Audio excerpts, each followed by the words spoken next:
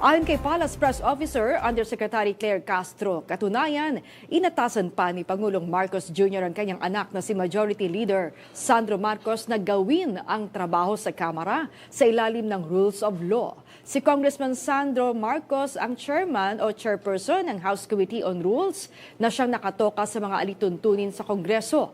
Kabilang na riyan ang Rules of Procedure sa impeachment proceedings at iba pa.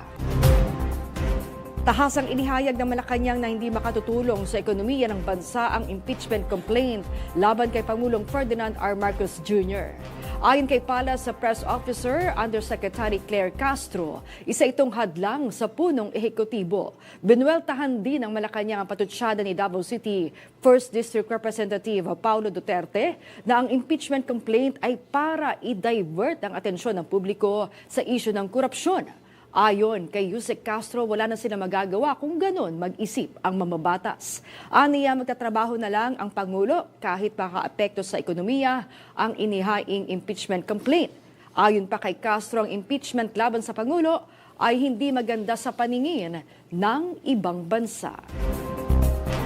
Walang special treatment para sa subukong dating senador na si Bong Revilla Jr. Ayon yan kay Interior and Local Government Secretary John Vic Remulla.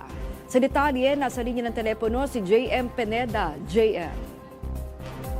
Yes, yan nga ang sinigurado o tiniyak ni DILG Secretary John Vic Remulla na walang special treatment na mangyayari sa pagkahuli dito kay dating Senador Ramon Bong Revilla. Kanina nga sa panayam natin kay DILG Secretary Remulla, sinabi niya na siya mismo ang nagpayo sa senador o dating senador na sumuko na lang dahil mismo si Senator Revilla din daw ang tumawag sa kanya nang malaman na inilabas na nga ang warrant of arrest laban sa dating senador. Sa ngayon nga maan ay nasa Sandigan Bayan pa rin ngayon si dating Senador Revilla at kasalukuyan nga idadalin o dapat dadalhin sa may Quezon City o New Quezon City Jail sa may Payatas. Ngayon ay tutungo tayo doon para makita kung ano nga ba yung mangyayari at kung ano nga ba yung sitwasyon ng kanyang pagkukulungan.